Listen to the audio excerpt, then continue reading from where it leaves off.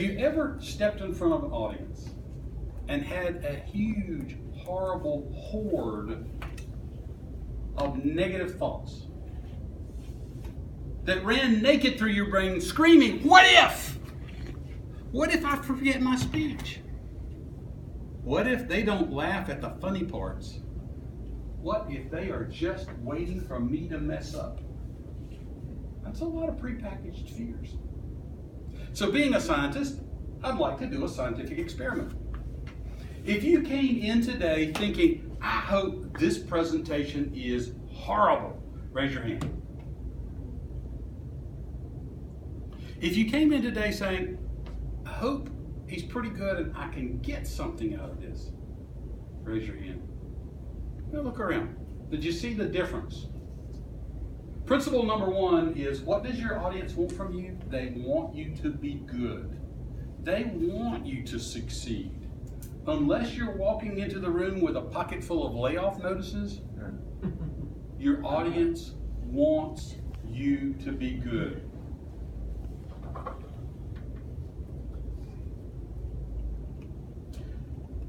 Principle number two, the best news of the day. If you took piano lessons, raise your hand. I took for 6 years, played like a second-year student. My first piano teacher had a nervous breakdown. During my lesson, my mom said, did Mr. Summers do anything funny today? No, Mom, he just started laughing. I hated leaving football practice in the 9th grade early to go take piano lessons. My next door neighbor, Randy, didn't play football. He practiced for 2 hours a day. He became a great piano player. Why did I not? This is the audience participation portion of the presentation. You didn't work at it. I didn't work at it. I didn't practice, I didn't prepare. I didn't practice, I didn't prepare. So the best news of the day is simply this. Speaking is a process. Speaking is a process. If it's a process, it can be learned. If it can be learned, it can be mastered. Speaking is a process. If it's a process, it can be learned. If it can be learned, it can be mastered. How do you learn to swim? You can read all the books on swimming that you want to. You can watch swimming at the Olympics, but sooner or later, you have to dive into the deep end of the pool. Okay. Best news of the day, it's a process. It can be learned, it can be mastered.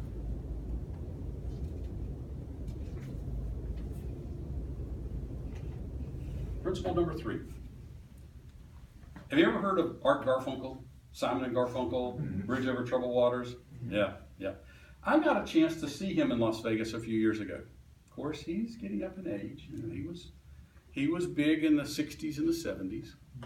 And he came out and he sang his first song. And then he said, you would think after singing to millions of people over 50 years, I would not get nervous before I came out to sing. I said, I'll relax and I'll get better. Bing! It hit me. Nervousness is normal. It's to be expected. Nervousness is your body's way of energizing you for your presentation. Expect those nerves. But the difference is, how do you channel them? Because you want to reach in and you want to channel that, because you want to use those nerves as energy to push out your message, to connect with your audience. You've seen speakers that got up and they looked like they had no energy at all. They probably also had no nervousness at all. Right? So energy is normal. Expect it. Expect it.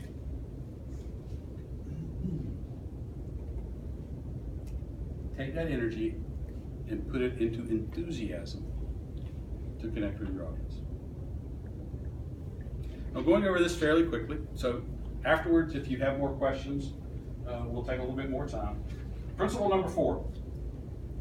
This happened a couple years ago at a different club, but Angel came up. I'd flown in like I normally do, Angel said, hey, our Toastmaster group is meeting Thursday. This was Tuesday afternoon. It's like, could you come speak? Oh yeah, I can come speak. I can do a presentation on evaluation, effective evaluation. I can do one on advanced speaking skills. And Angel's like, nah, we've seen those on your YouTube videos. We want something new. Something new in a day and a half. So what did you think my first thought was? How am I going to do that? How am I going to do that? And this principle, I got to thinking, what if? What if I were sitting in the audience? What would I want to hear? What if I knew a few skills I could share that would help other speakers? And that's when this principle came into play. If you ask, what if, in a positive way, the how becomes much easier. Ask yourself, what if, in a positive way, not that horrible horde of horrible thoughts, but ask yourself, what would my audience want to hear? So Dwight, I'd like to hear more about your coaching. I've always been a little afraid of life coaches because sometimes it seems like they need a life coach themselves, but you are so confident and so smooth up here. I'm like, man, that sounds pretty good. So it's a matter of, what does your audience want to hear? What if I were sitting in the audience?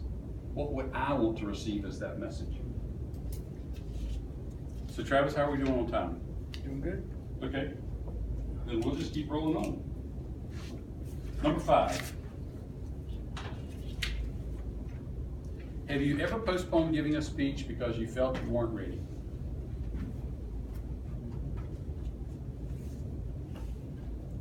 You wanted it to be perfect.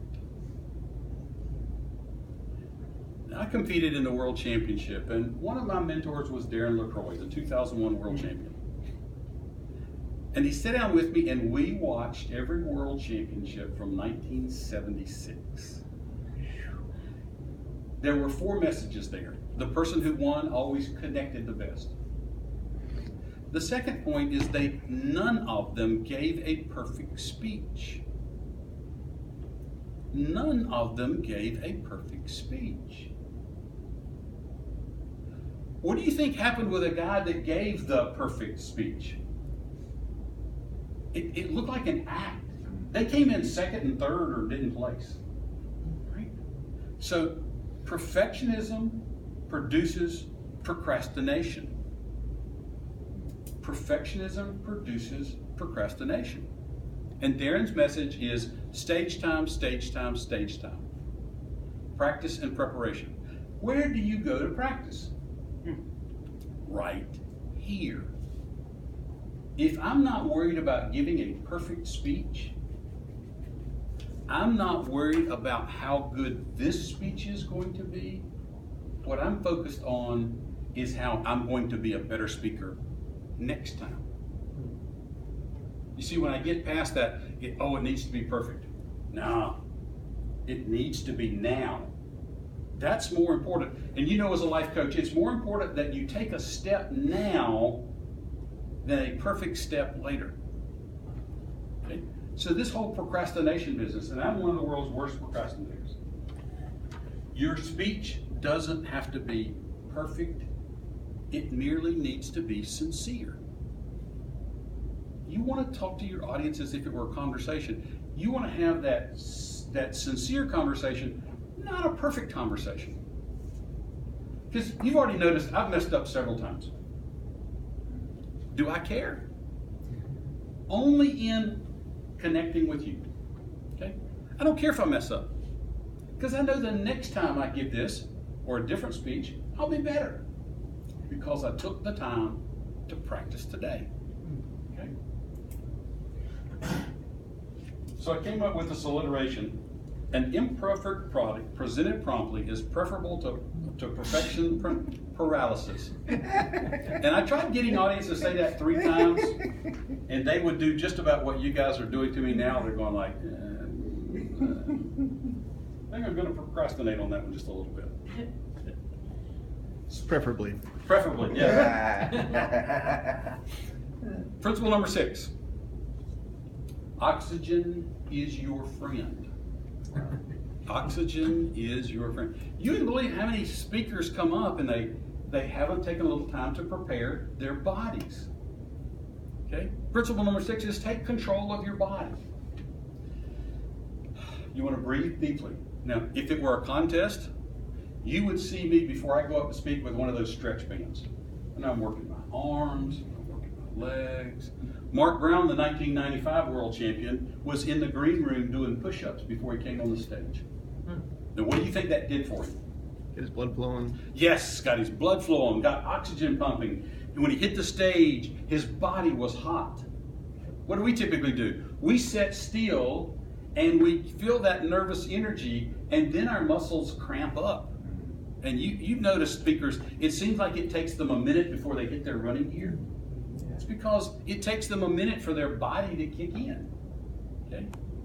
So you want to breathe. Now, my old coach, actually, I was giving a speech and he said, you're breathing from the top of your lungs. And my voice would slowly get higher and higher. Okay? He said, lay down and give a speech. I had to give my speech laying on the floor. Because you can't breathe from the top of your lungs laying on the floor. He learned this from his wife, who was a singer. So he'd make me practice to make me practice. Oxygen is your friend. What you want to do is you want to breathe before you come up. You want to stretch.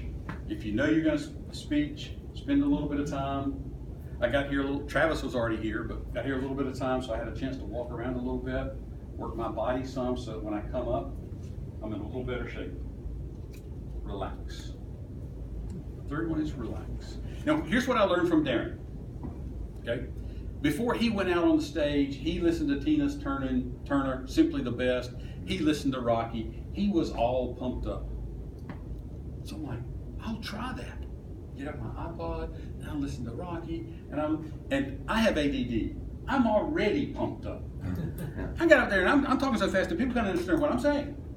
So what I understand is I needed to relax. I need to find what works for me in being prepared to step on the stage. Relax. Okay? Because when you relax, you'll connect better with your audience. Principle number 7. The best fear killer is confidence. The best fear killer is confidence. How do you get confidence? Practice and knowing your material. And that's called preparation. Practice and preparation. Practice and preparation. Now the interesting thing is when you practice in front of the same group, you will see a diminishing returns. They're not quite as involved, especially humor. It's like the second time you hear a joke. It's not nearly as funny. People don't laugh and you think, oh, my joke's not working, my material's not working. No, that's not it at all. Sometimes when you practice, you need to pick different groups. You need to practice at different locations. Okay? You can practice in front of a mirror, but I will tell you practicing in front of a camera is better so you can go back and watch yourself. It's hard to look at the mirror and focus on your message at the same time that you're looking for, what you're doing right, what you're doing wrong. Put practice and preparation into your product. Put practice and preparation into your product. It's not always fun at first, but as you gain confidence, as your confidence soars, you will relax and have fun. As your confidence soars, you will relax and have fun. Here's the process. The process is simple. Fear is overcome by confidence. You gain confidence from practice and preparation. Confidence turns nerves into power to deliver your point with passion. Confidence turns nerves into power to deliver your point with passion. There's also a book list down there. That first book, all 4 of those books are excellent, but Craig Valentine's Nuts and Bolts on Public Speaking is excellent, and I learned more from Hume's book, is Speak Like Lincoln, Speak Like Churchill, Stand Like Lincoln. That, if you want to learn the skill of speaking, you need to buy that book and go through it. It's been my great delight to be here today. Thank you for giving me this opportunity to practice and be more prepared so that I can deliver my message with passion.